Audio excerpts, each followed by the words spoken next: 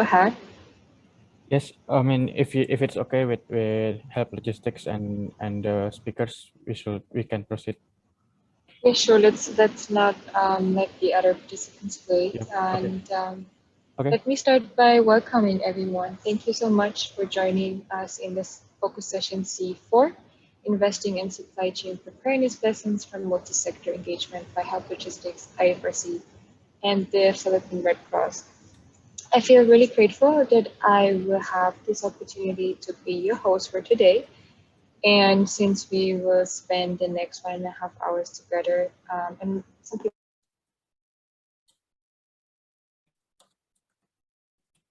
Nora. manager, Okay. everything good? Can you hear me? There was a small glitch just now, but now it's okay. Oh, sorry for that. Yeah, if you have any troubles hearing me, please let me know.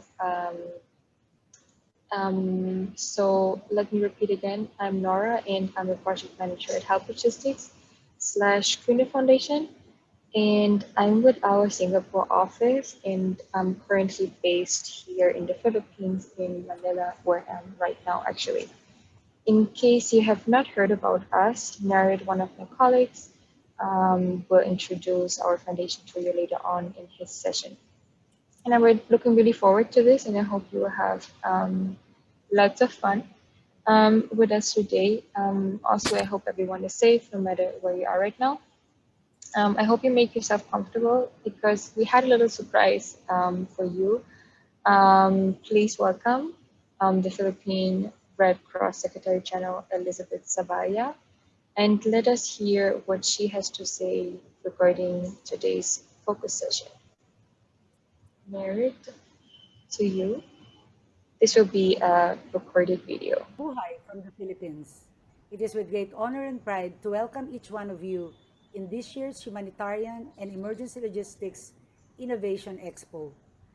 This meeting is an initiative of the ASEAN Coordinating Center for Humanitarian Assistance on Disaster Management, or the AHA Center, which is the prime mover in capturing the latest advancement and innovations in humanitarian logistics and supply chain management. Part of its mission is to provide ASEAN's national disaster management organizations a menu of solutions to address gaps in logistics capacities. This forum emanates from its core of facilitating cooperation and coordination among ASEAN member states and with the United Nations and other international organizations for disaster management and emergency response in the ASEAN region.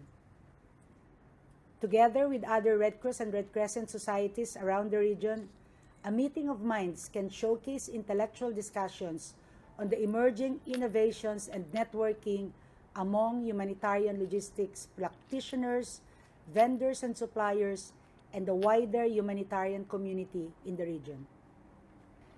The Philippine Red Cross just celebrated its 74th founding anniversary last April 15. And PRC has been a catalyst of change in providing an unparalleled service to the Filipino people. Guided by the vision of our Chairman and CEO, Senator Richard Gordon, we have been mobilizing the Filipino spirit of volunteerism for us to serve the most vulnerable in our society. Through this forum, we will have an opportunity to learn new concepts on how we can speed up the quality of logistics assistance provided by the government and the private sectors. Like in the case of the Philippine Red Cross, we are an auxiliary to the government and we provide cash, food and non-food relief items, shelter, health support, and psychological support during the time of pandemic and also during disaster operations from emergency phase to recovery. That is why we are grateful to the AHA Center for holding this kind of endeavor, sharing the different logistics strategies and solutions when it comes to supply chain, preparedness, and resilience.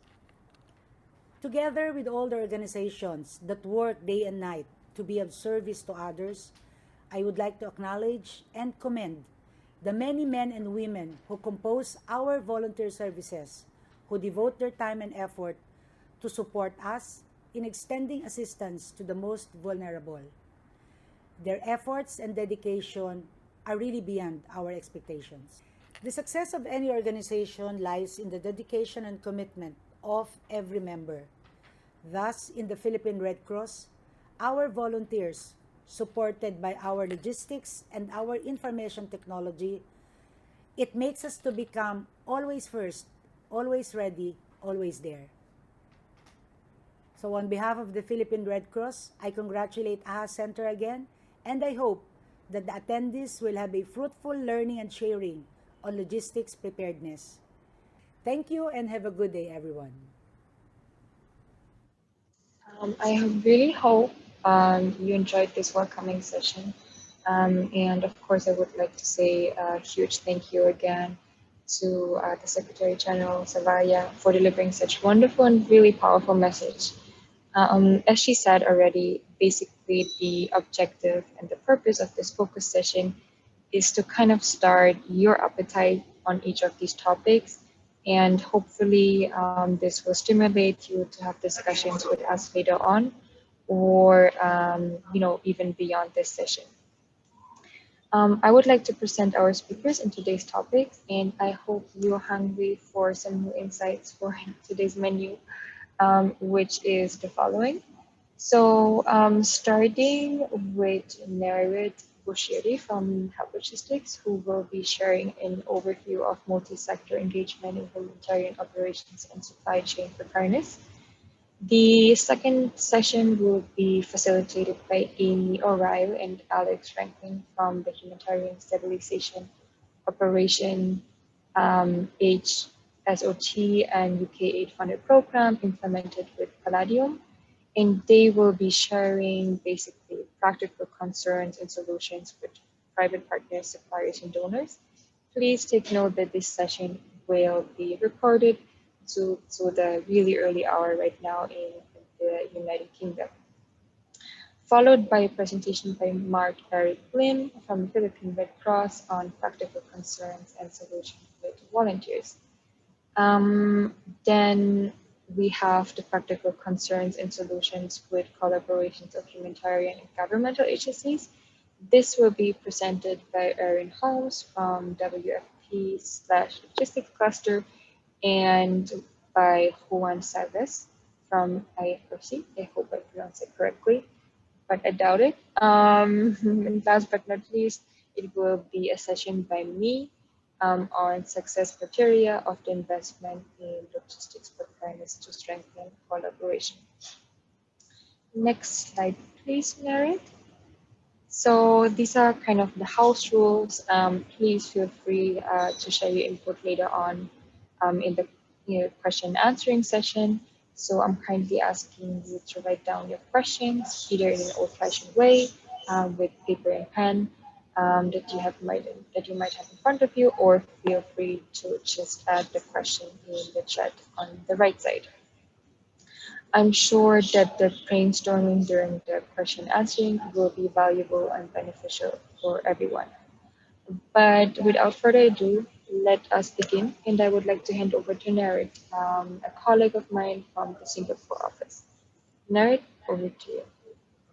Thank you, Nora, and good morning to everybody. I see participants more and more coming. So welcome to the section again. In my today presentation, I would just like to share you the big picture and overview of what is supply chain preparedness and why we need to put more focus on multi-sector engagement. Okay. But before I go to my presentation, allow me, because I see some new faces to us, allow me to provide a quick introduction to our organization, HELiX Logistics, for those who don't know us.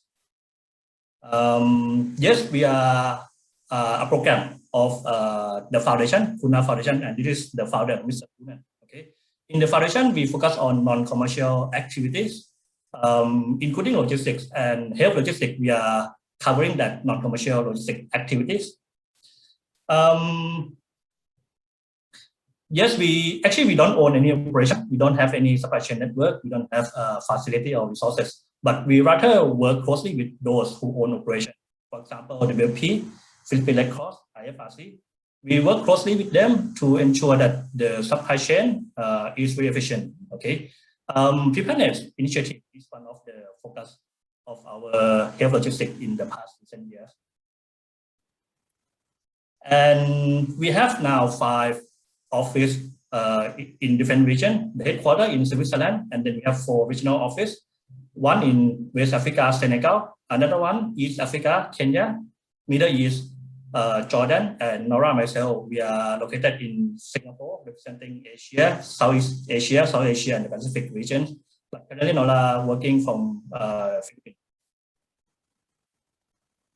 Okay, so allow me to explain to you why we need to bring up this topic, why we need to host the section. The aim of the speaker of the section is to promote preparedness. Right? If you see this disaster management cycle, I think you are familiar with this one. Usually we start the operation after disaster occur, and then if you work on the ground, you will know that a lot of issues occur. For example, you cannot procure item, last mile not ready, warehouse not ready, congestion at the port. This thing is really challenging to be solved during response. Okay, the better way or alternative way to solve this one, you need to look into preparedness in ahead of the times. There are preparedness activity, and I'm sure some of you might attend preparedness section in yesterday section. The most popular one is investing in, for example, training or upgrading your IT software. That one is kind of I'm not saying it easy, but kind of straightforward, because you put the money, you get things back, right? But something that very important and people usually tend to forget is to make investment during preparedness for collaboration between actors. We have so many actors involved in the response operation, and it doesn't require only cost. Okay, it requires time, commitment, understanding between actors. So it's kind of complicated. That's why we like to bring up this preparedness with the particular focus on multi-sector engagement in this section. On top of the operational issue during response, so we have the problem of this funding gap. I think this is a popular concern. Several sections yesterday discussed about this funding gap, but allow me to repeat again. This graph presented by UN OSHA. Okay, you will see the orange color is the total requirement fund that we need to have in order to conduct operation. The blue one, the below one, is what we usually got. Okay, the gap since 2014 and before it around 30%. Okay, and then after 2014, the gap tend to be bigger and bigger. And last year, the gap is the biggest. Okay, what it tells us from this graph, I think everyone knows that supply chain costs account for 60 to 80% of total response expenditure. One, we have limited funding. It directly affects the supply chain, this for sure. And then if we look at into detail of element of the supply chain, the top category spend, first one is procurement cost. Another one is international deployment. Okay, in terms of procurement cost, with limited funding, but you need to secure more and more items because disaster tend to be more and more in terms of magnitude and frequency. So you need to rethink to work with your supplier how to secure the item with limited fund. And if you think the bigger picture, the way you get item is not only procure with supplier, so it also involve international shipment, and some organization they also involve with donated item from the donor. If we can call this one upstream supply chain, yeah. And Amy from United Kingdom Palladium and her colleague will share a bit more on how to prepare ourselves in terms of tackling with this upstream supply chain. Okay. International deployment, because we have limited local capacity. That's why we need to get support from overseas to run the operation. Previously, we got funding. That's why we could bring people from Europe or America to support in Asia operation. But because of this limited funding, you need to look into another way. Okay, and then if you look at our local resources, one of the best extra resources is volunteers. And PRC by Marc actually they are very good in handling volunteer. So he can share a little bit more on how PRC prepare to work with volunteer in ahead of the times. Okay, within organization, I don't think you can work alone because of these limitations. You have information limitation, resource, facility, and knowledge and skill.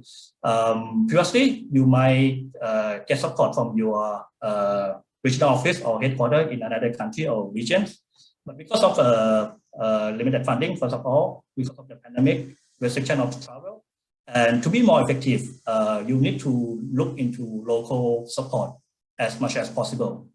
I'm not saying international support or operation is avoidable, so we cannot avoid, but if you can look for local support from different stakeholders, including another human agency, governmental agency, local NGO, that would bring more effectiveness to your operations.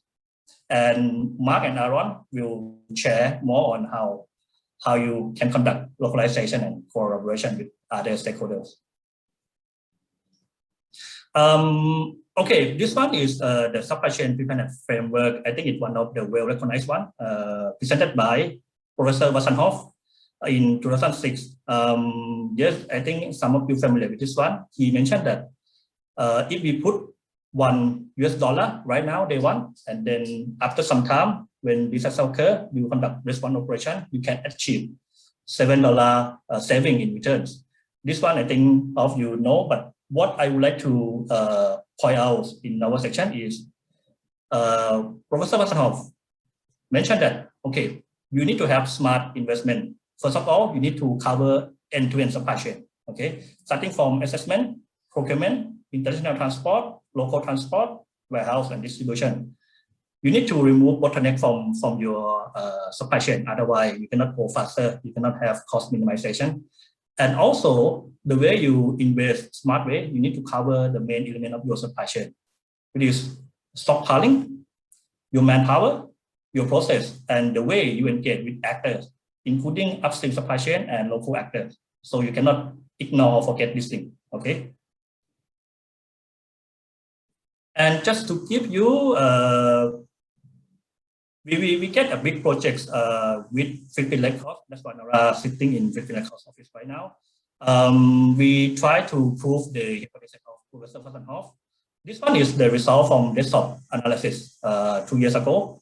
We found that, okay, if we invest in that 5 areas, smart investment from day one, and then if we have at least 1 year, so we can achieve 1:7 ratio. And because of this desktop simulation, we started to have actual investment with Philippine Red Cross. So the result will be coming probably the end of this year or maybe beginning next year. And Nora can share a little bit more on how we conduct the projects and what are the lessons learned from this project.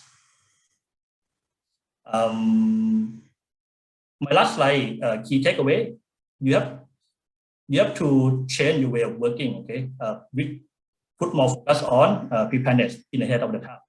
And I'm pretty sure and then confirm that if you try to invest in your supply chain in ahead of the time, you will get a good return. Yes, that's the end of my slide. I hand over back to you, Nora. Thank you, everyone. Thank you, Narath, for sharing kind of like this nice overview and connecting all of our sessions. And I noticed that you already mentioned Alex and Amy's presentation because they're focusing more on the concerns and solution with private donors in the private sector, which I find very interesting. So let's give the microphone to them. This session will be recorded, as I'm saying, in the UK, it's quite early, so I hope you don't mind. They did a great job with recording their session. So let's hear what they have to say.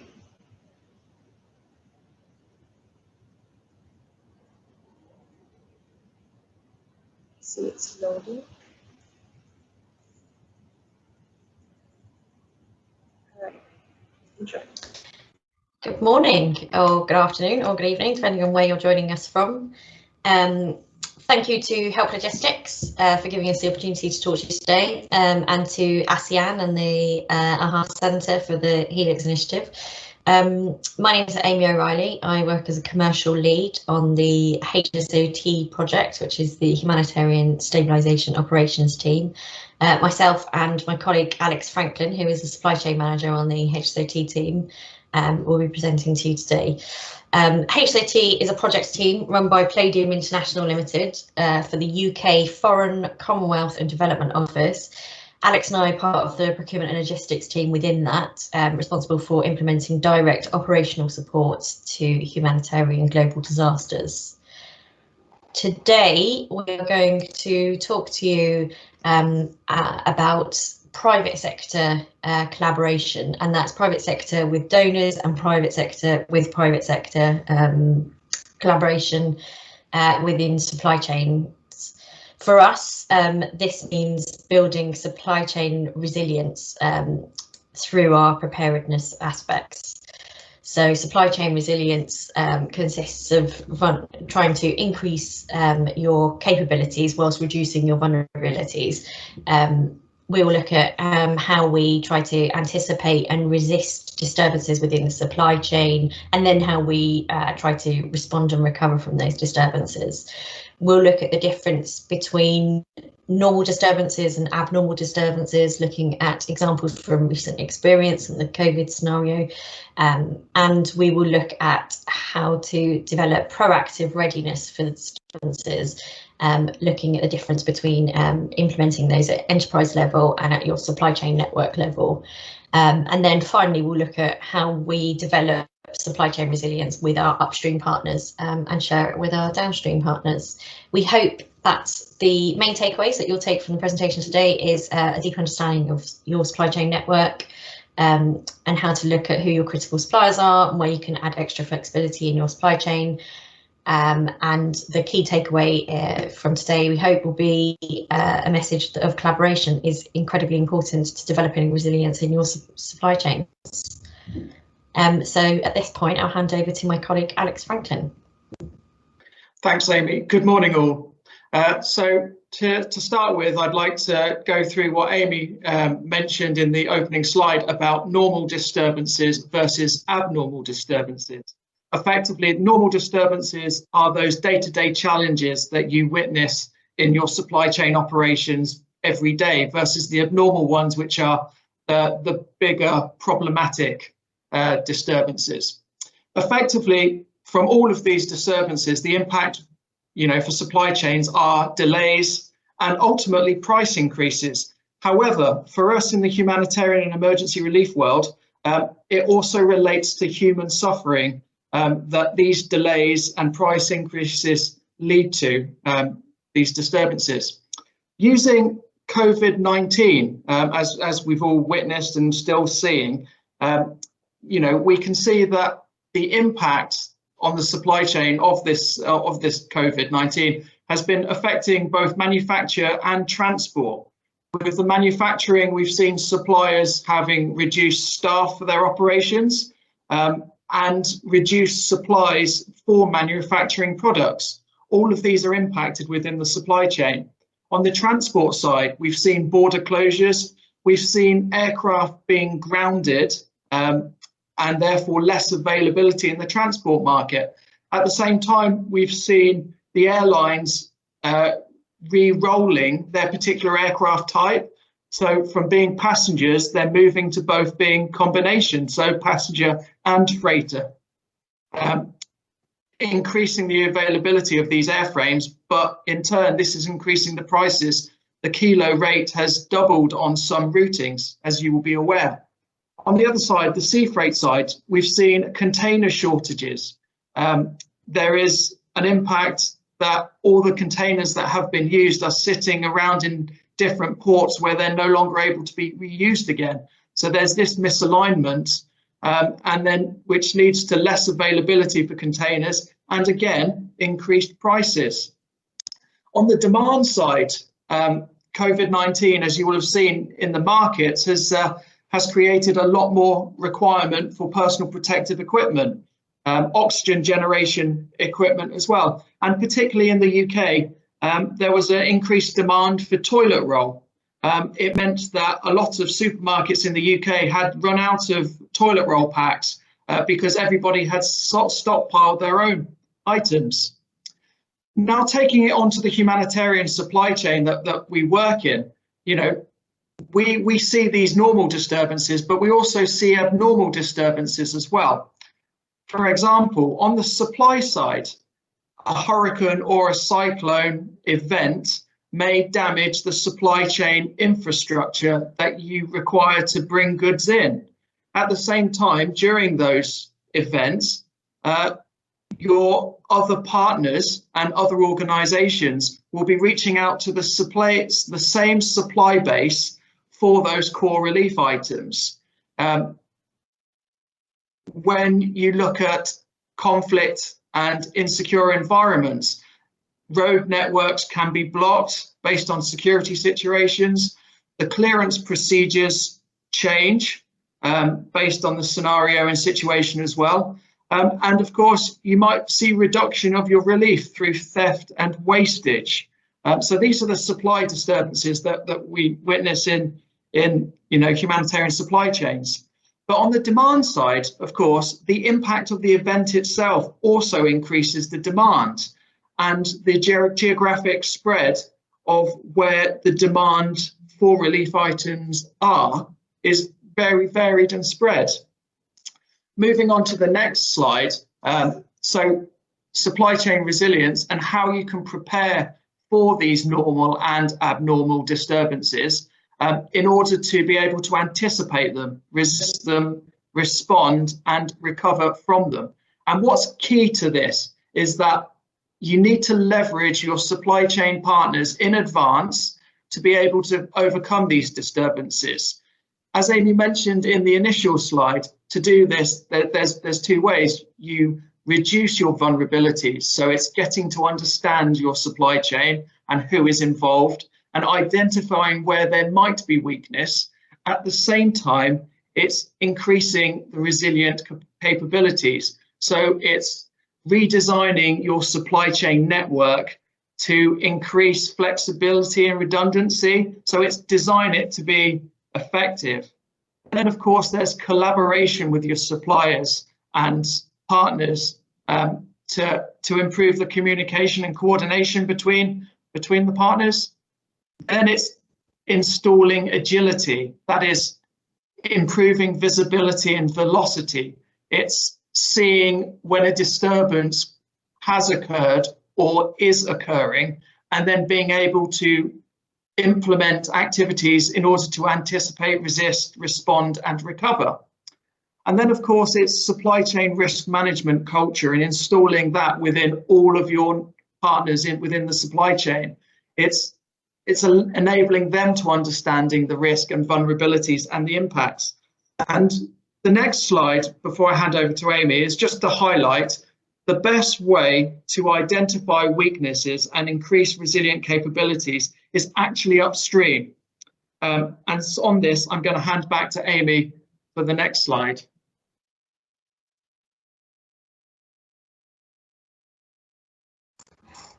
Thank you, Alex.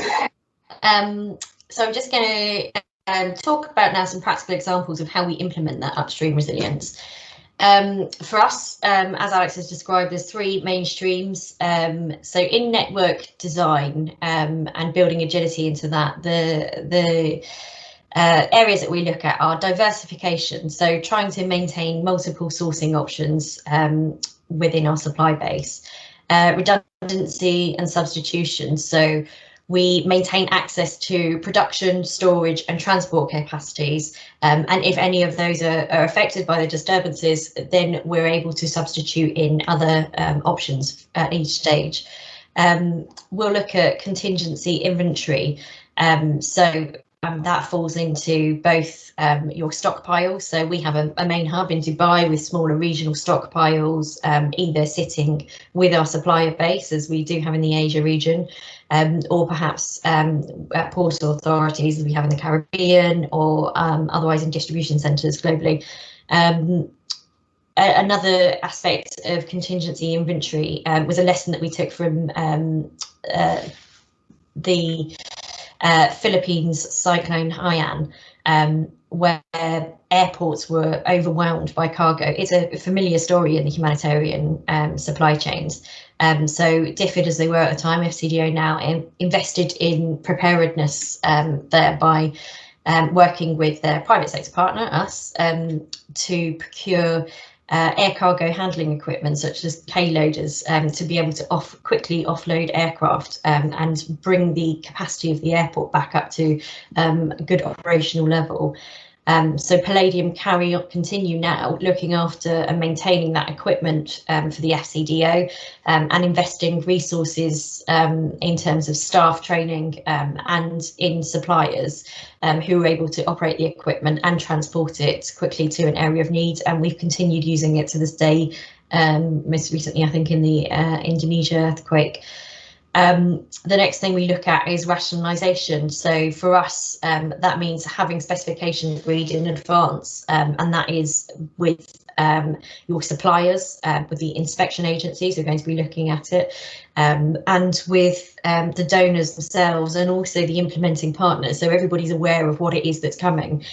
We'll also look at having tools within that, tools to identify what within those specifications could be agreed deviations, and that may be context specific or geographically specific. The next thing we look at is local sourcing. So when you try and purchase and source humanitarian relief items closer to the origin of the disaster, you'll find an increase in price, but that's because the transport costs have already been built into that. So that's another way that you can design your network for agility, and you also then will remove risks, or reduce, I should say, risks for transport disruption in that chain. The next stream is collaboration, and collaboration initiatives for us start obviously with upstream relationships with our suppliers. We build those relationships with many suppliers, not just a handful. We also work downstream with other agencies that we might need to work with. So for instance, the UK military will invest time in scenario planning with them, looking at tie-down schemes and familiarisation events for specific pieces of key equipment, such as the air cargo handling equipment. And we'll cooperate with them in training exercises throughout the year. We'll also look at supplier development. So, for instance, this includes carrying out due diligence with suppliers, and that means an investment on their part in time and potentially expense in initiating that work. But it's an investment that is mutually beneficial, because it means that during a humanitarian response, where time is of the essence, we're able to quickly contract with them and not have to go through those bureaucratic processes at that point. For instance, the supply development helps us have a bit more surety with our supply chain and a lot more trust through that collaboration. So for us, we have a dedicated haulier that we've developed a relationship with over the past 20 years. And not only are we able to really guarantee that we'll get top quality service, but reasonable prices that are agreed, but also we're able to exploit services that are outside of the normal offering to the market. We'll also look at contractual obligations, so long-term agreements, developing framework agreements with key suppliers for your key commodities, so that all of the terms and conditions and your minimum expectations are all agreed in advance, is very key. And then forecasting, so looking at your historical data, understanding when monsoon and cyclone season's coming, being able to forecast your increased requirements for winters, etc. And then the last thing, as Alex mentioned, is the supply chain risk management culture. So for this, we look at supplier monitoring.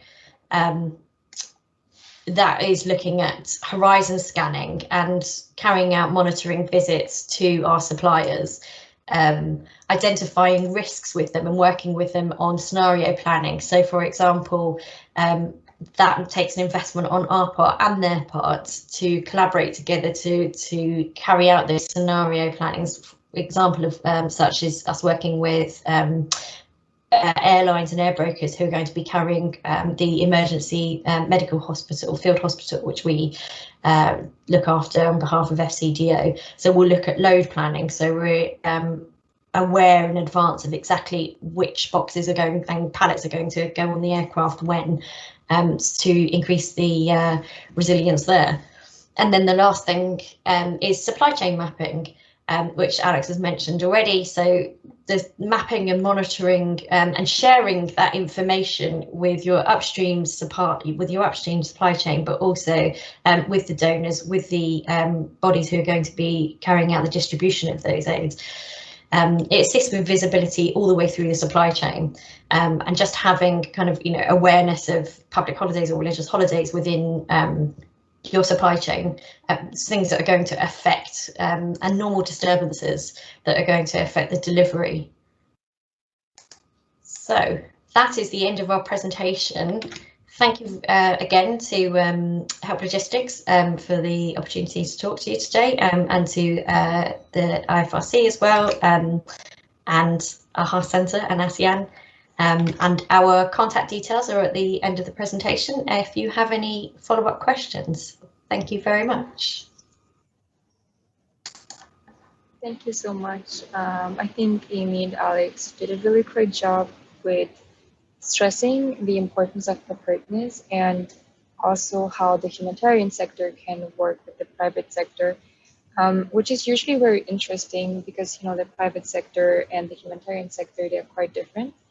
And I like that this was from yesterday's session where someone pointed out that when you aren't prepared in the private sector, you might lose some money. But in the humanitarian sector, it really could mean that you are not able, or you're able to save one less life because you were not prepared. And talking about saving lives and working together gives the perfect introduction to our next speaker, Marc. The Philippine Red Cross has a great volunteer service, and how they manage their volunteers. And I hope you're excited to learn more about that, because Marc will basically share how the Philippine Red Cross is preparing their volunteers in order to cope with all the disasters. Marc, over to you. Hi, so good afternoon, everyone. Before I start my presentation about practical concerns and solutions with volunteer, allow me to ask you this one distinct question. What was the last thing, or what is the thing that you want to do in able to change lives or inspire others? I guess with this pandemic right now, wherein everything has been totally upside down, I mean totally changed a lot. So with this presentation, I hope we could answer that question. What is that something you can do to inspire or to be able to save lives? So to start, my presentation is the practical concern and solution with volunteers. Next, please. So the Philippine Red Cross is a national society which is based in the Philippines, and which was conceived since 1947. The PRC has evolved into one of the most admired national societies in the world, becoming the premier humanitarian organization in the country. Basically, the Philippine Red Cross reflect the life of every Filipinos, especially it gives dignity to our indigent brothers and sisters in their most vulnerable situations. Next, please. So what does Philippine Red Cross do? We have a network of 104 active chapters nationwide. We assist the government to provide humanitarian service in times of disasters and emergencies. And also, we operate through voluntary donations to finance our operations. Next, please. So at a glance, the Philippine Red Cross is a member of an international movement. We are being governed by 30 board members, which we call the Board of Governors. Operations is being headed by the Secretary General, and we have 80% of manpower, which are our volunteers. We have more than 1,000 staff in our 104 chapters nationwide.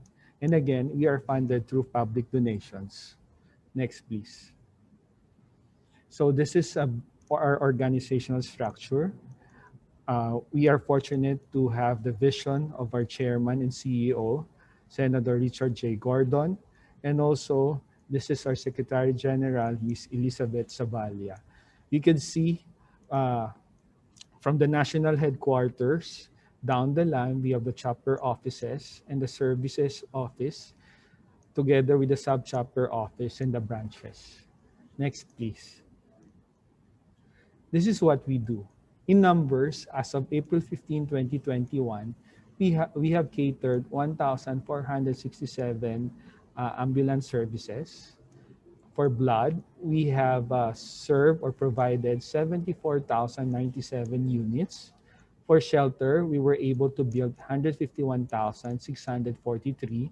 And for livelihood, we have given 80,264 livelihood programs to our beneficiaries' communities.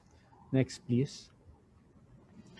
We have our own hemodialysis clinic located at the port area, which is as of April 15, we have 1,082 patients who's been treated there.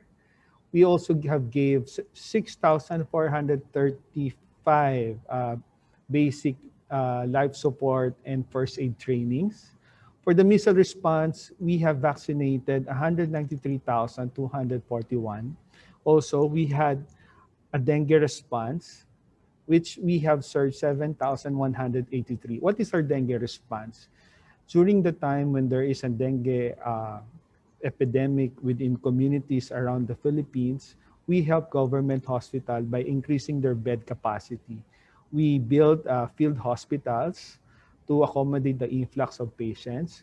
We also do have our own educational campaign by giving them what to do to be able to curb this dengue epidemic. In the same way, we also do community cleanup. We clean up the esteros, the areas of concerns to be able to stop the dengue outbreak. In the same way, as of April 15, it has been reported that we had 2,541,243 testing in our own molecular laboratory.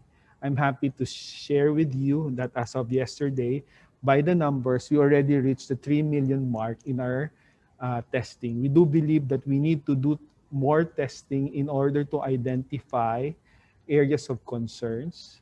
We have two major laboratories in the National Capital Region, which is one located at the port area and next is at the national headquarters.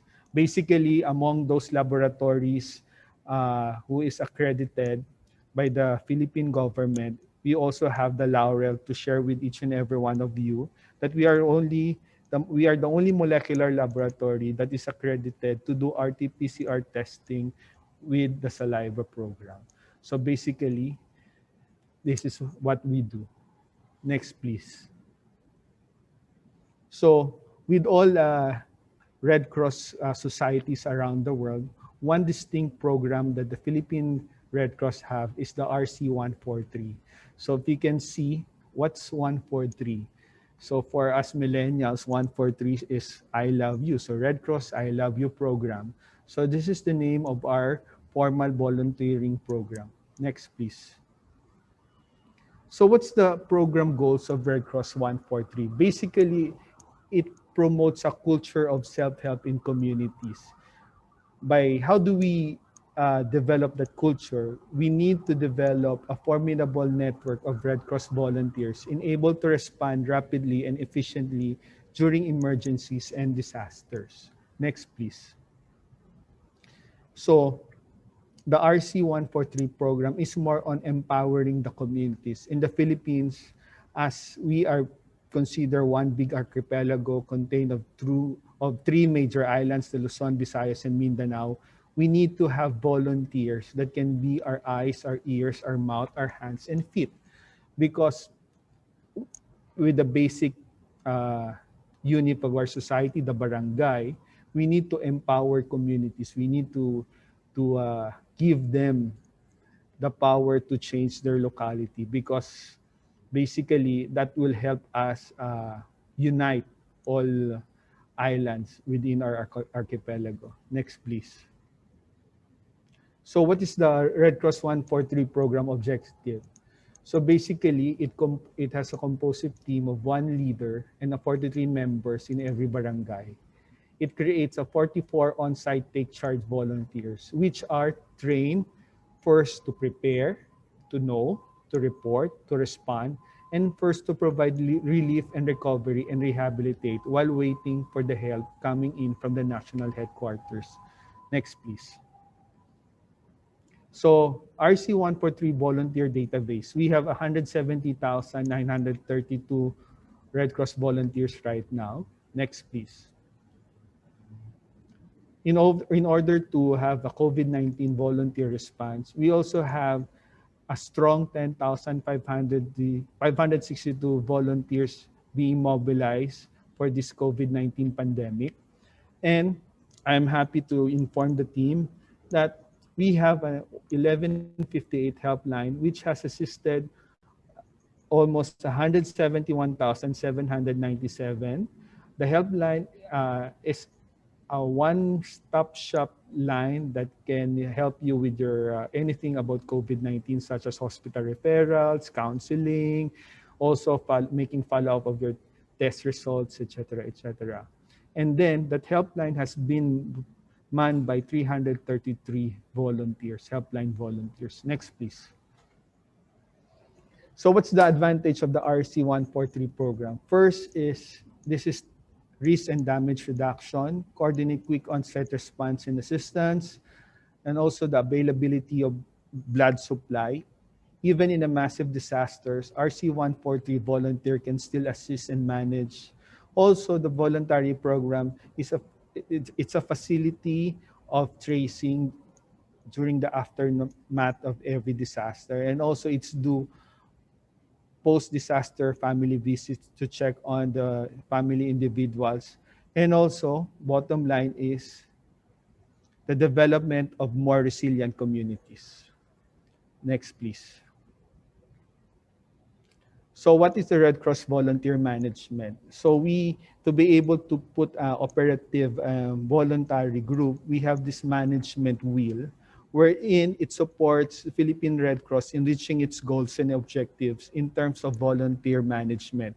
The main element is how we manage our volunteers in the society and organize the efforts as a volunteer to fulfill the mission of the movement.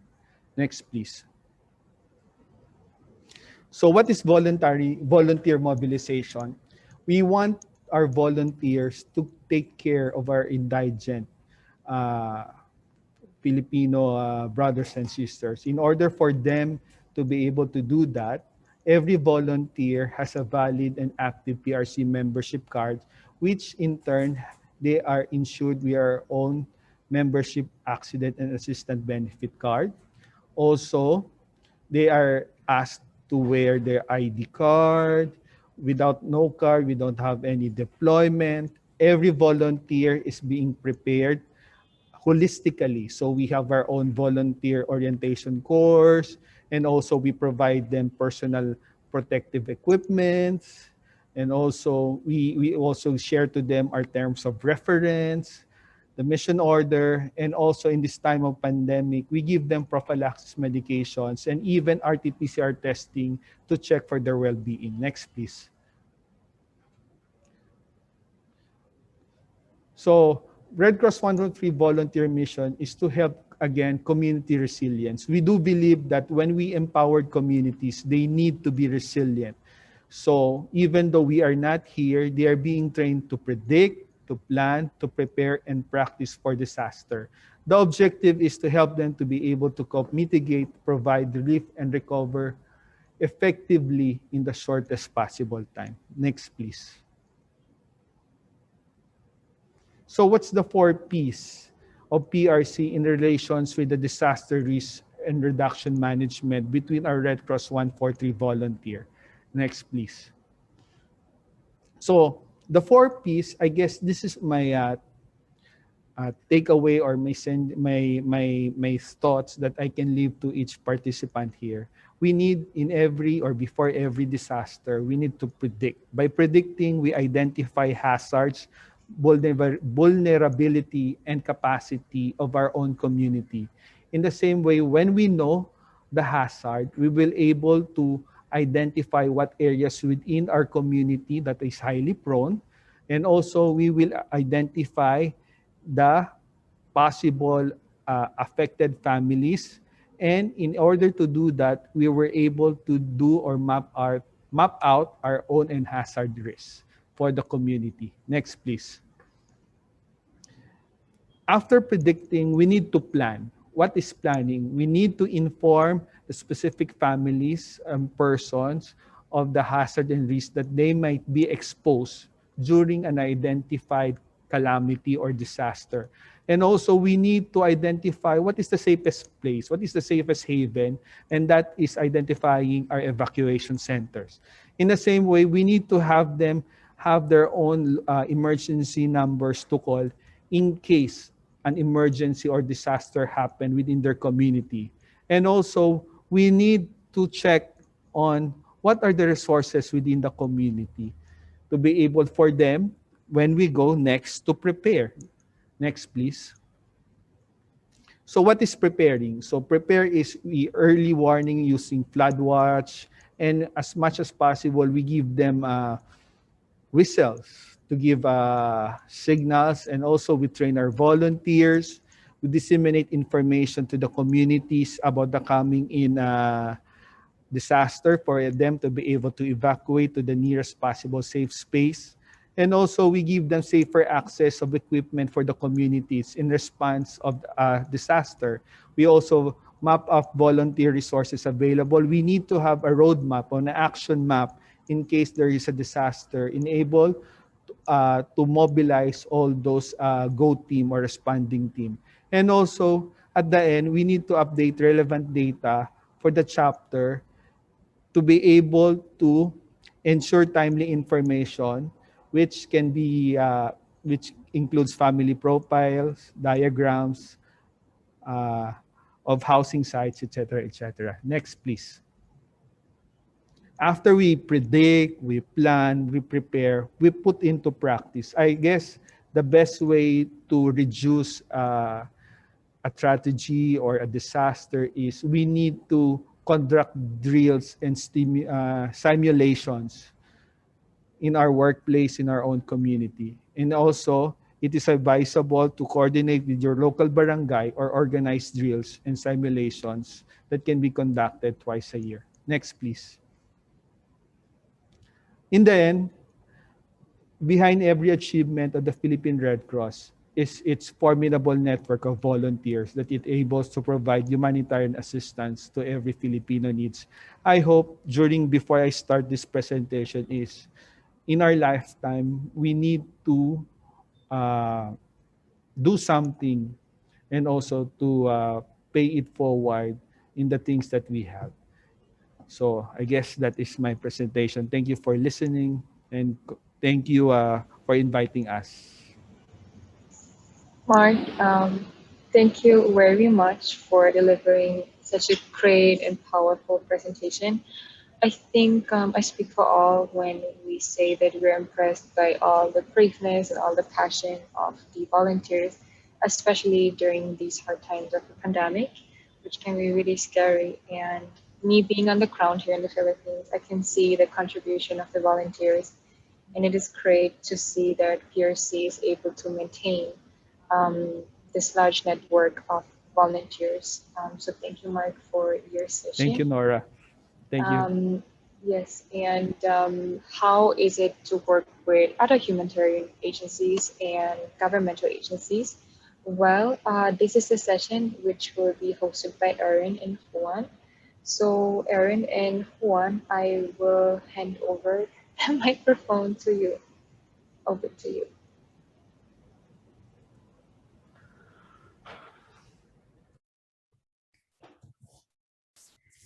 Hi, good afternoon, everyone. Next slide, please. My name is Aaron. I'm working for the Global Logistics Cluster's field-based preparedness project. I think one of the very first things to say is the project does not ideally in itself engage in logistics preparedness. The whole purpose behind the project is to support national actors as they engage in preparedness. And to make sure that we do this in a sustainable manner, we try to use an institutional capacity strengthening framework. Now, this is, it's interesting doing this talk with IFRC and with the Red Cross generally, because this is one of the key differences in that the project is in the country for a short time. And so everything that we need to do needs to be around catalyzing or kickstarting preparedness. Next slide, please. Probably good to get some terminology out of the way because the capacity is used in a lot of different ways. We have classically in terms of preparedness, we've had capacity augmentation, where international actors have built infrastructure to hand over to national actors. There's capacity substitution, where actors might come in and perform a service for the national actors. And then we have capacity building, which is around training national actors in very specific capabilities. While these remain valid in some context, the issue with all of these is they cannot be sustained without continuous external support, because the national actors have not been enabled to replicate and update these processes. And so to do that, what the field-based preparedness project has put together is this institutional capacity strengthening framework, which I'll run through now. Next slide, please. One of the key parts of this is what we call a systemic perspective. The whole idea is that it looks at all parts of the humanitarian system or humanitarian logistics system, and to guide it all with a single outcome that is agreed with national actors. So where we find that people naturally focus is around operational capacity.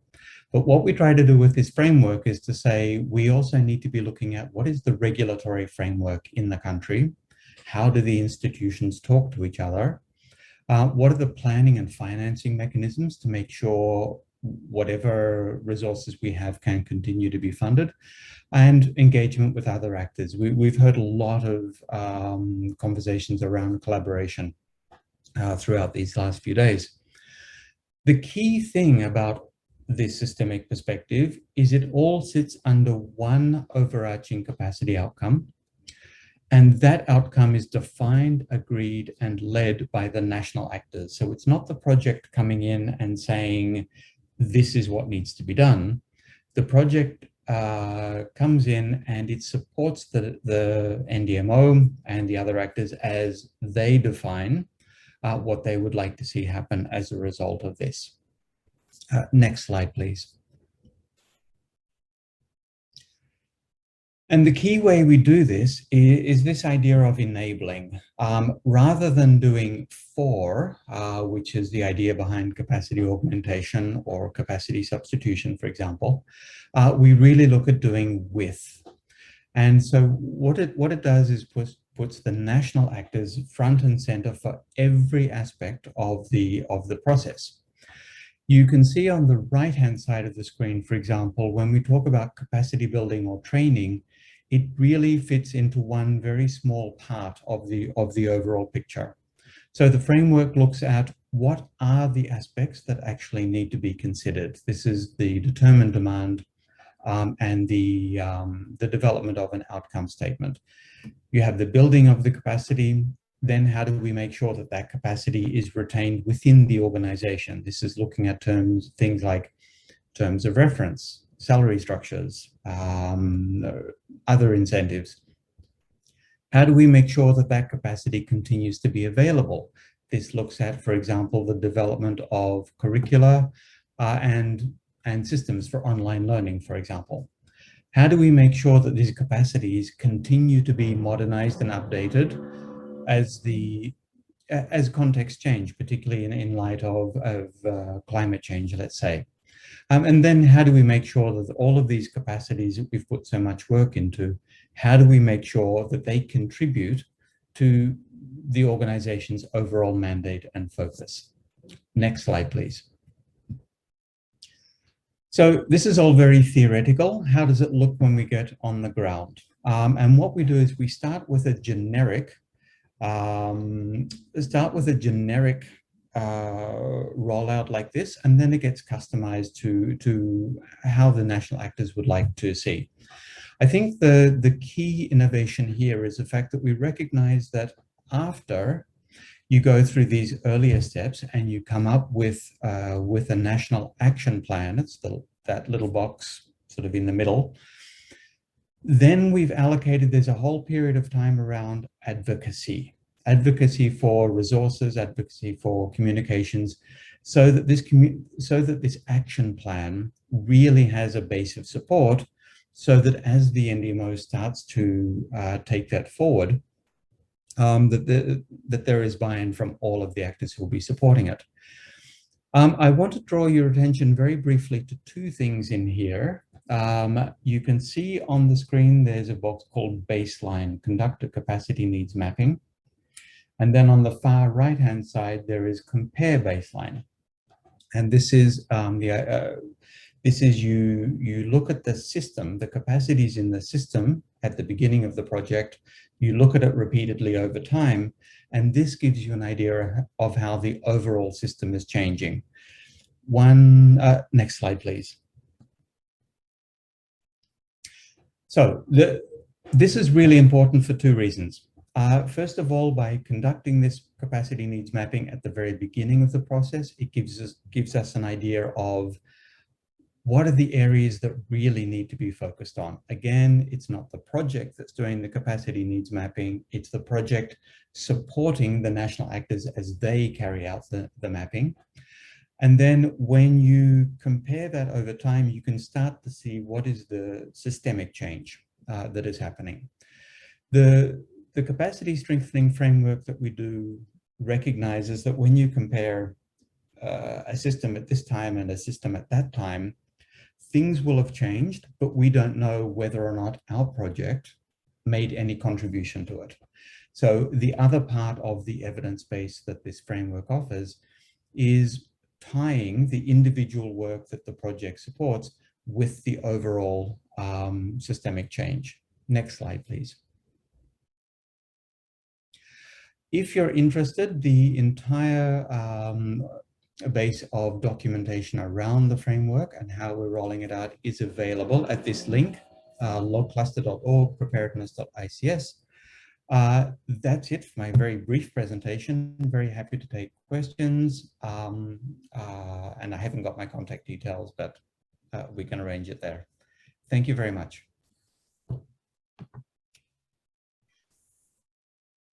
Thank you, Aaron, for presenting us the overall methodology, this framework on how the logistic cluster is supporting the different governments mainly, but also the different national actors in the different countries that they are interested in taking part, as you are mentioning, how to facilitate this process, looking towards this empower of national and local actors.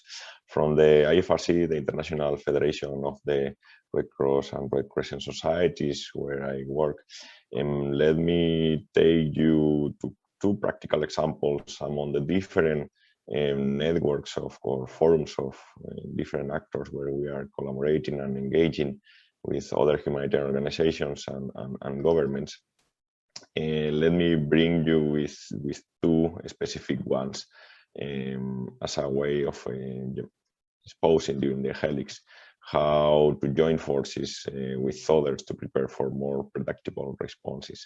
The first one is about accessing stockpiles. So we have seen in the previous presentation how important it is to use this technique, especially during emergency response, on how to quickly access, mobilize, and put on the hands of the volunteers to transfer to affected communities and relief items, no, the most needed items. But on that regards, there are many questions around it. Yeah, I mean, we can quickly, individually, each of the different organizations involved, the government on their side, the different humanitarian actors, the Red Cross, Red Crescent, the different NGOs, international NGOs, the UN agencies, we can bring individually all these different items, but is there a way that we could align, for example, the product specifications in order to give a more consistent response to different communities across a country? How we could better define each individual organization's preposition strategy? Can we align this under an overall countrywide preposition picture? Do we know who is mapping, who is stocking what in where in a country? How to get additional stocks if needed from neighboring countries if the scale of the disaster surpass the national capacities? Maybe there are too many of some products in some areas or some regions, like for example in the Philippines, linking to the previous presentation from Marc, and taking this as an example. And maybe there are too little in some other areas that maybe they are quite prone to some of the natural disasters that might happen in the Philippines. So you see here on the right hand of the slide the ISUPS interagency group. This is meeting and creating a forum for different organizations to talk about this different countries, no, country by country.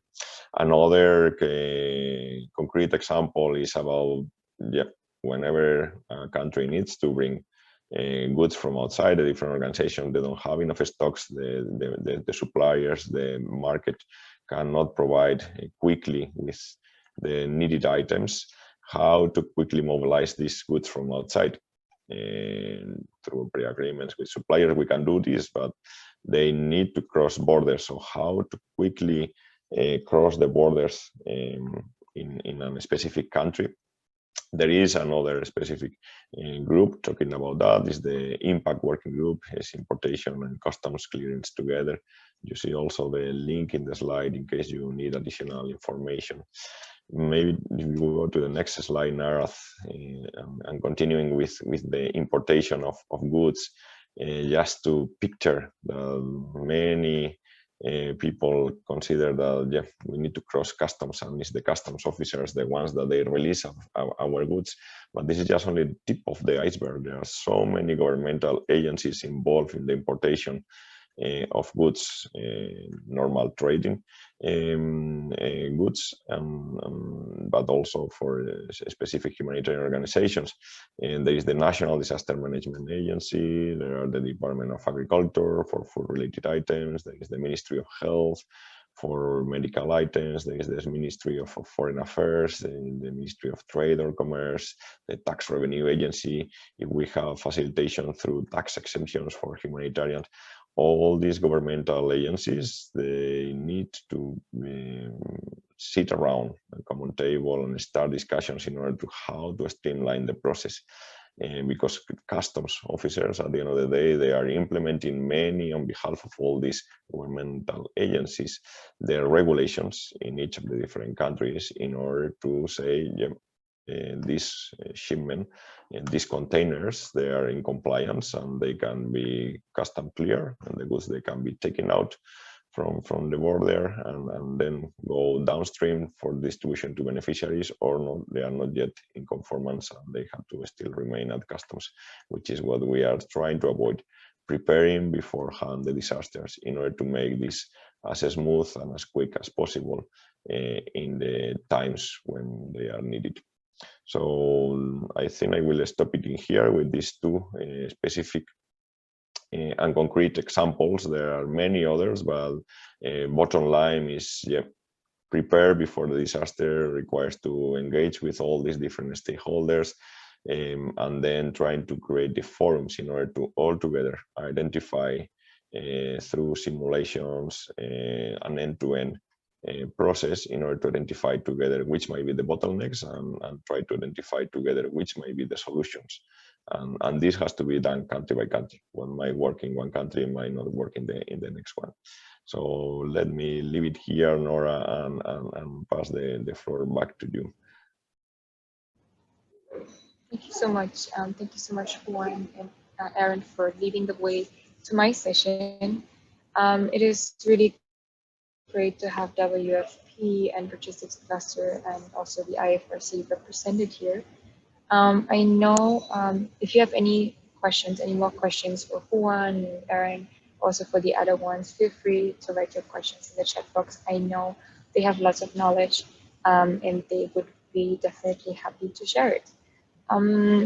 I know I was your moderator for the sessions, but welcome to my session on challenges and successes of the investment in logistics preparedness to strengthen coordination.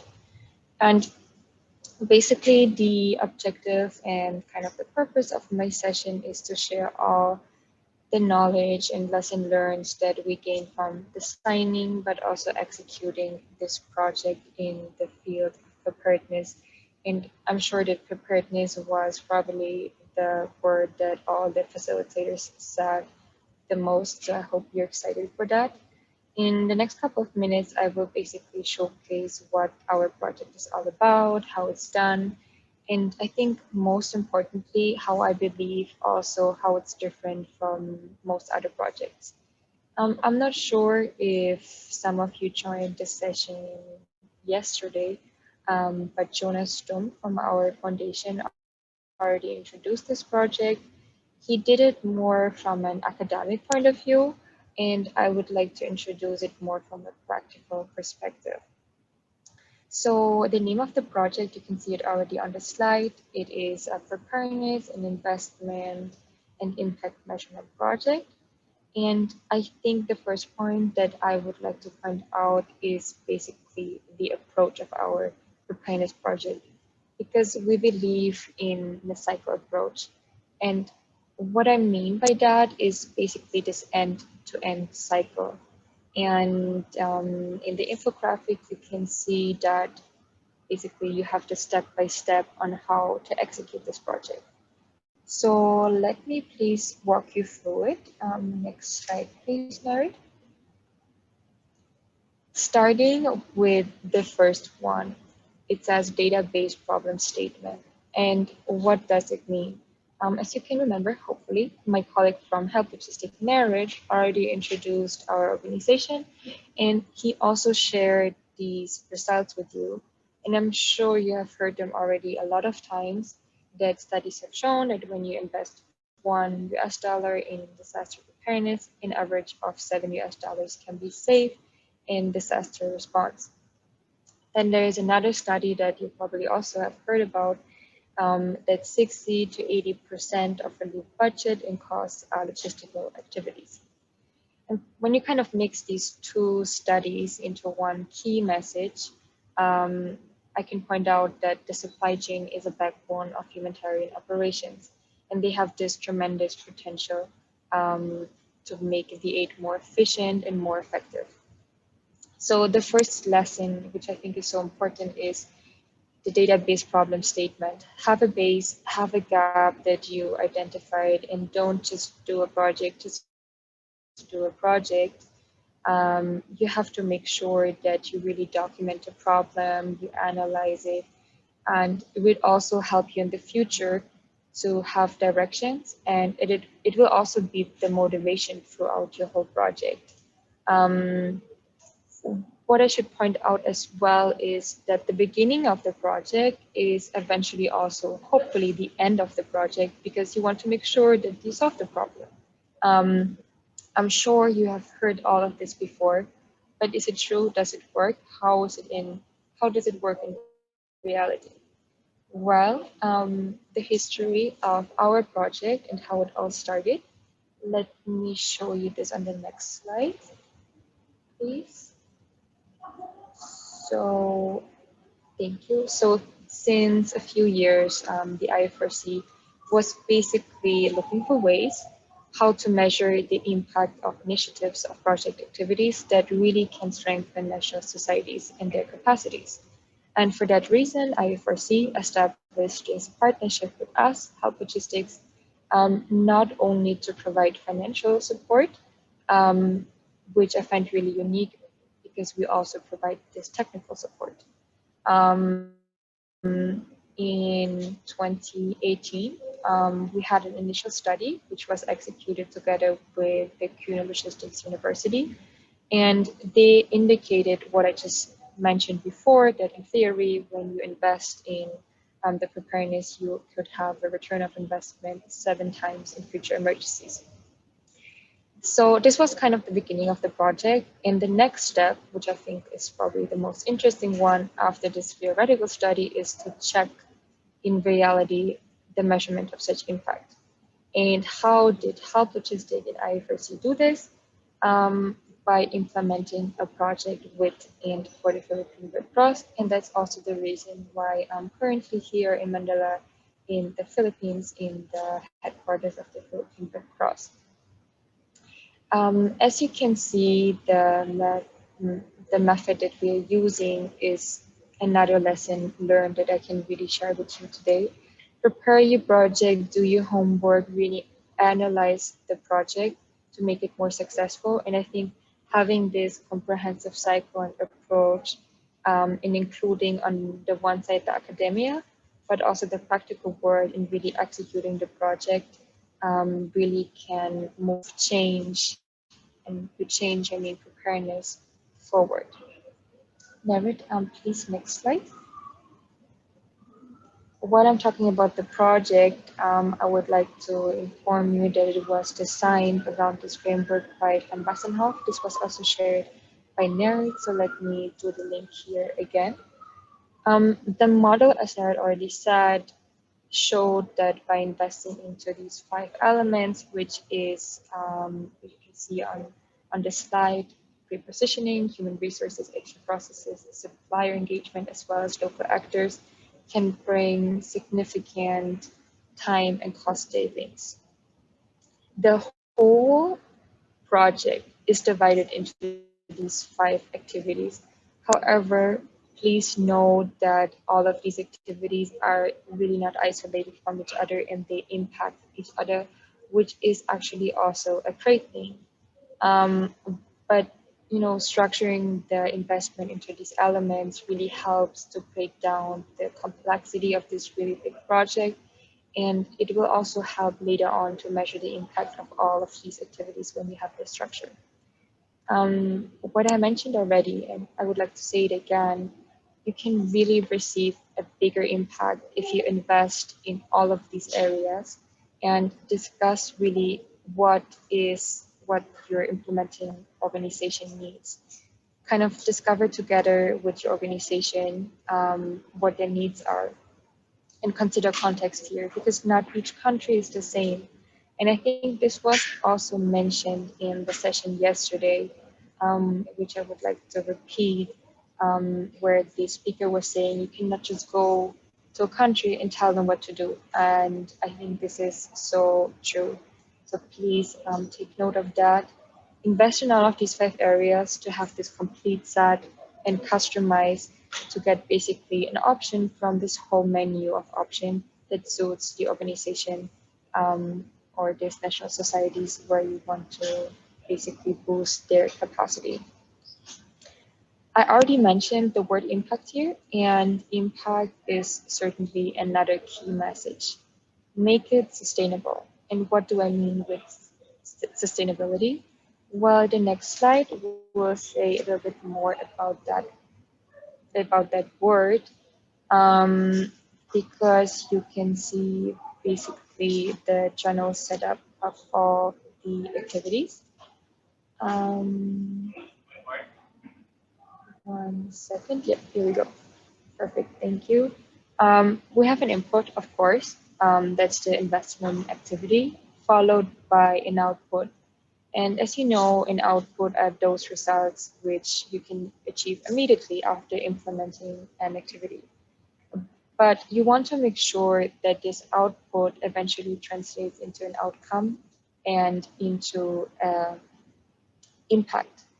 So the lesson here is to discuss and analyze the impact, and to also have this perspective that really focuses on the long term, not only on short-term successes. And we at HELP also we believe that, and we have this framework in order to guide you through the process. Because we at HELP, we really want to create value, and we want to have greater changes, and our goal is to create this sustainable impact. Another important thing is to collect the data. You can see it at the bottom of the slide. This is important in order to measure such impact. It is fundamental to have this data baseline. This is another lesson learned that I can share with you, to have these studies in the beginning, to measure the impact later on. So don't just stop there. At the end of the implementation of the activities, you have to do your data collection as well in order to measure the impact. So let's move on to the next slide, please. Other lessons and basically key successes that I would like to share with you are more related to the execution and implementation of the actual project. And the first one is define responsibilities and accountabilities, especially when you have partnerships and collaborations. It's a lot of stakeholders that are involved. And when you have undefined accountabilities, that will really cause poor communication, because no one really knows what is expected from each of the project members. Make your life easier, and define really clearly who's responsible for what, who is supposed to execute what role, and define what is my responsibility, but also make sure that other people know the responsibility of the other project members. Within each organization, also between the organizations, I think it is so important to define that, but also to clearly communicate it. Another lesson that I can point out is, and I'm sure you know all of these challenges, especially when it comes to project management, but I think in the humanitarian sector, it's even more complex and even more challenging because of the environment that the humanitarian sector brings with it. So plan your resources and be realistic. The first point would be manpower. Usually the problem is that you don't have enough staff available, or the staff is maybe overwhelmed with operations or other projects. So combining this with the fact that maybe one task is easy for one person, but it might be challenging for another person due to a different kind of skill set and different kind of experience, and mix this problem with the high staff turnover in the humanitarian sector, this really creates a huge challenge. So what we kind of discovered definitely as a success factor is to have project staff in the country that lead the implementation. And I think depending on the size and the scope of the project, it should be a 1 or 2 two-man team. They should lead and monitor the staff turnover, really ensure the proper turnover of information and tasks, also monitor the project implementation, doing the reporting, and basically being the counterpart in the organization to make sure that just small changes that happen do not end up in failing the project. Another one would be the timeline. It's not really advisable to have too many complex investment activities at the same time and to do a parallel execution implementation of all the activities. So depending on the activities, try to combine them with less complex one. For example, if you have a software implementation, the process of analyzing the market and implementing it, and before that, going through the bidding might be really complex. So having trainings on the site might be feasible, but other complex activities might be overwhelming for the staff on the ground. The last one, or the one before the last one, is the involvement of the top management, really from the start. this is so important in order to make sure that the staff on the ground really does their job properly, and it adds this kind of healthy pressure to the operational staff. And it's just important to receive their directions and guidance, especially for the implementation organization. And last but not least is the education. I think it's so important to really invest time in change management, risk management, and also communicating the why, basically the purpose of the project. It might be, it's funny because preparedness projects also need preparedness, and preparedness also means change. And I think from my experience, especially change of mindsets. So this is usually a really heavy task, and change can be scary to a lot of people. So I think it's important to have a clear and open and transparent communication among all the project team members. That would be the end of my presentation. And before ending it, I would like to mention this quote. I think it's really interesting, not only from professional life, but also on the personal life. And it says, as you navigate through the rest of your life, be open to collaboration. Other people and other people's ideas are often better than yours. And I really believe that. And I think it's so true. And within this project, I'm really happy to have this, that we established this interlink with other organizations, different parties, different sectors. And I think this was also the reason of this session. We heard about the private sector, we heard about how it is from the government, working with the government, working with other organizations, and building strong partnerships you might cannot put into a monetary measure per se, but I think it creates wonderful value for all the participating parties. That leaves me with saying thank you to all of you, to all of the speakers for being so generous in sharing your knowledge with us. I think it's very beneficial for all of us. Thanks also for the participants for joining our session. It might be really early, it might be really late. I'm not sure where you are, but it is wonderful to have you here. Also, great thanks to AHA for organizing this event. And with that being said, I think Narath already put it on the screen. Let's jump into the question answering session. Are there any questions? Are there any things you're interested in? We have a lot of great speakers, so this is your opportunity, to shoot your questions at them. And maybe if you're shy, you can write it in. You can write it in the chat box, and we can answer from there. So let us know if you have any questions. As you can see, Johannes was also mentioning to please fill out feedback. Thank you all participants and all speakers from Help Logistics, IFRC, and Philippine Red Cross, and also the other organizations. Thank you very much for your speak. I will just make a short announcement, if I may. Please do also take this chance for the Q&A. The chat is enabled, so all of you can write your questions freely in the chat section, or to raise your hand, or otherwise indicate that you might want to talk, and we can enable your video too if you want to speak directly to express your question. That is also a possibility. So please take this opportunity. And also, yeah, again, as has been also boosted by Nora just now, there is a feedback form I have just linked in the chat box, so please fill it. Your feedback is very valuable to us. Thank you.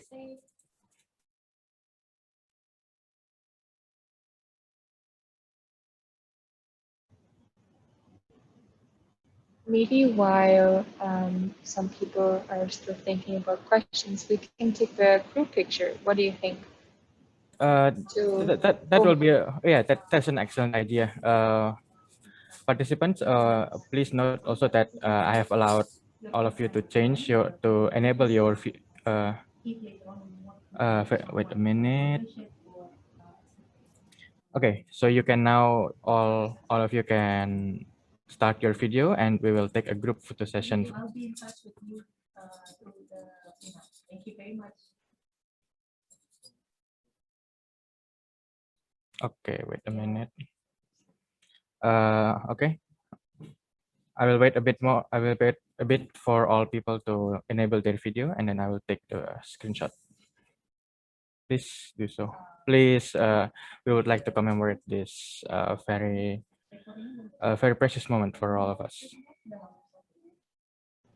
Don't worry if your background is messy. We won't Yes. look.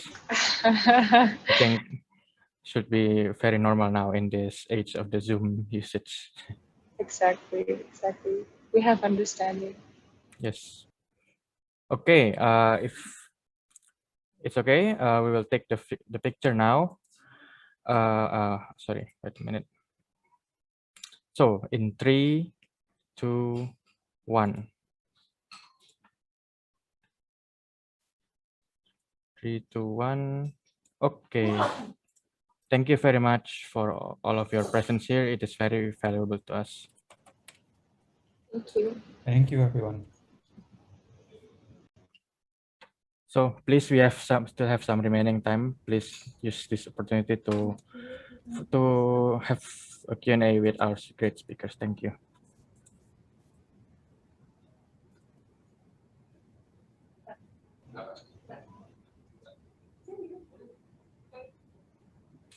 Maybe if there are not yet any questions from the participants, I would have a question for maybe.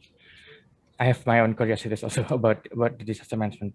So the entire reason that I'm interested in this and I'm now helping out at the high center is because I actually had the chance to have a disaster management course in my university, and that's like started my interest in this field. So I wonder if maybe the organizations here have ever have what are your approach maybe to the youth, maybe to the universities, to the maybe people who have not been exposed to, as a layperson to the field of disaster management, that so they can, actually there are things that I can do, that I can help. I mean, also from the Philippine Red Cross, I am very impressed by the very well organized volunteer program. I think that requires like a very grassroots approach to the youth, and I wonder if such a thing is common, or maybe we can share the experience of the organizations present right now. Thank you. For the Philippine Red Cross, we have one program that caters the youth. So we call that the Red Cross Youth, the RCY. So with your observation, yes, it caters the grassroots of our youth in the universities and campuses here in the Philippines. So it's just empowering them as well. Also, it also gives us a database of our volunteers. It's like start them young. So I am not that privy of the whole mechanics about the Red Cross Youth right now, but let me get back to you. So just shoot me your email so I can share with you some things about Red Cross Youth. But definitely for Philippine Red Cross, we have a Red Cross Youth movement. It's a volunteer program for the youth. Thank you. Maybe some of the other organizations, also speakers, maybe have some to say on this matter. From health logistics, I'm not too sure where you are now, in Indonesia or in Philippines, but in health logistics, we believe in this collaboration in preparedness also. So we know that we have experts from academia, like you guys and your professor, and then we have operator who face the challenge of operation, and then they need support. So we try to bridge the gap, okay, bringing innovation from education and also real problem from operators together. So we have this approach in different projects now, and probably maybe in the future, if you are in Indonesia or Philippines, if we get the projects, maybe we can reach out to your university, and then we can work together. Yeah. Thank you. I'm very glad to hear that. Not sure where you are now. Can you? I'm in Jakarta right now. I'm in Jakarta. So. And which university? Jakarta University or? No. It's a very new university. But it's called the International University Liaison Indonesia. But I've already graduated actually. But of course, if there are opportunities in the future, I'll be more than happy to get in touch with you. And yeah, thank you very much. I'm glad to know that there is actually a very much interest also from experts on the field to reach out to the young people and to the universities. Thank you. Maybe if the other speakers would like also to add, or if there's a new question, we'll be more than happy to facilitate you. Thank you.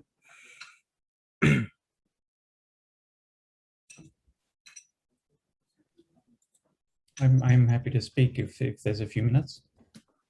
Okay. Juan, I see you opened your mic. You want to go for me, it was just only to quickly show a slide that we showed yesterday from the Red Cross, in your case, Palamera, Indonesia, PMI, in a similar way that Marc has been explaining in the Philippines. They have the similar in Indonesia, and well, in all the 10 Asian countries, there is a Red Cross or Red Crescent in each of the countries. So I would suggest you to get in contact with them, to reach out and to see the different possibilities through the youth, or also through the disaster response, and how through the knowledge that you are getting through the university, you could, I'm sure, make use and get in contact with them and get exposure in disaster response, or preparing better for responses if you are interested in that.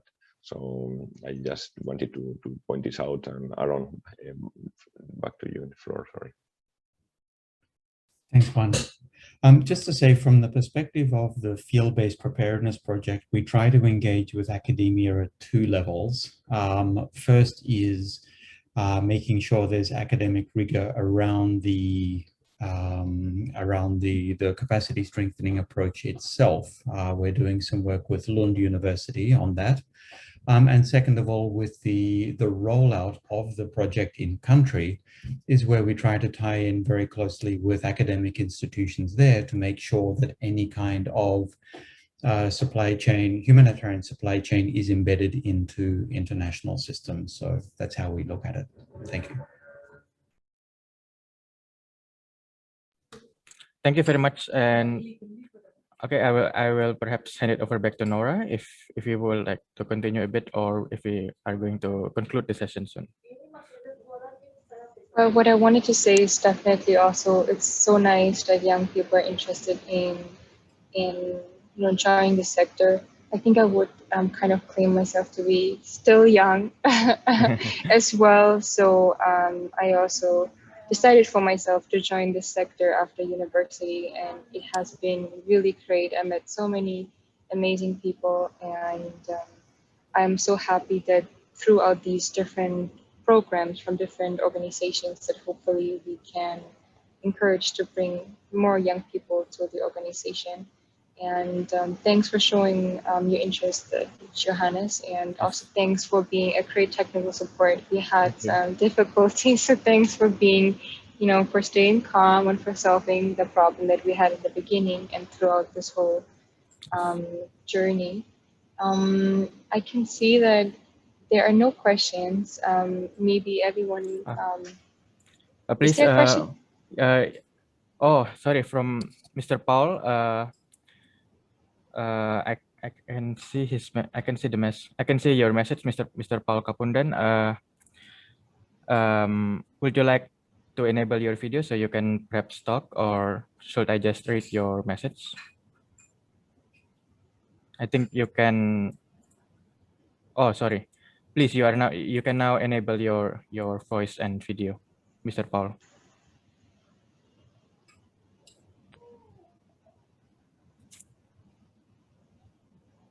Hi, can you hear me? Yes, we can hear you, but yes, your video is a bit unclear. Otherwise, please continue. No problem. Okay. Yeah, so just my thoughts on the topic today. Here in the Philippines, one of our challenges really is all year round, we're bombarded by typhoons. Typhoon is a common problem here in our country. Flooding. So I think disaster response and the support provided by the local government, I think should be shared, no, to its citizens. I know in our small towns or barangays, we have local leaders mobilizing, but I think it's a good practice to have the spirit of volunteerism among its citizens, so that at any given time when help is needed, they can easily activate them. I'm sure there are a few cities that have done that, but I think it should be a common practice or approach for all local governments to have this strong spirit of volunteerism, especially in disaster response.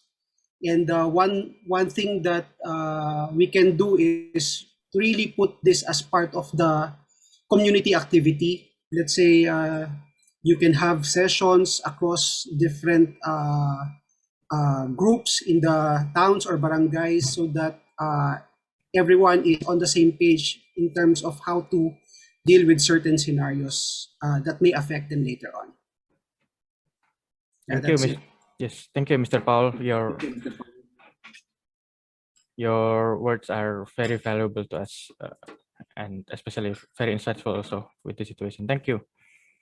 Can I comment something? I mean, it's very good to receive your comment or idea, Paul. And then from health logistics perspective, actually we aware of this, and then we together with PRC we try to promote this national collaboration. That one of the purpose that we are here in the countries.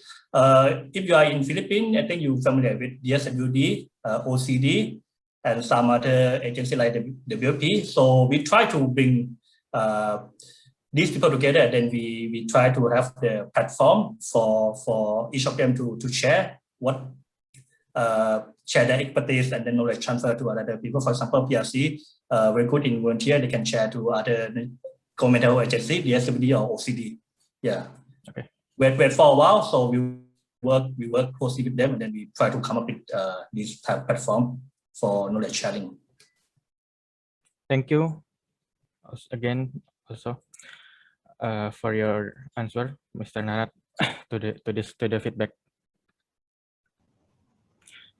Okay, please continue, Nora. Sorry, but I think we should also conclude. Yes, that will be short. I just added my email address in the chat box. So if you have any further questions, just shoot it at me, and I will coordinate with the other speakers in order to reply to your questions or remarks. And something that I just wanted to point out again, which also is kind of what we were saying with the volunteers, and what also this pandemic is showing, that I think no organization really can do it by themselves. So we really have to work together in order to make the operations throughout the disasters, and especially in the Philippines, you have so many disasters, and if you combine it with the pandemic, it's just it's a huge challenge.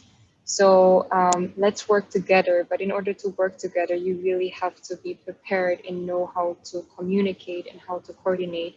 So I really hope that this session kind of stimulated you to have conversations with your colleagues, spread the message, reach out to organizations, reach out to other people that you might met now in this session and other sessions, and keep the conversation going even beyond this session. And that's it. That's a wrap up. Thank you so much for joining. Thank you so much. To all the speakers. And it was a pleasure to be your host and to be one of the speakers. And I hope you will have a wonderful day ahead of you. Thank you so much. Thank you so much. Thank you. See you all. Yeah, see you. Thank you. See you. Bye-bye. Thanks, everyone. Bye. Have a nice day. Thank Thank you. you. Bye. Thank you. Have a nice day. Keep safe.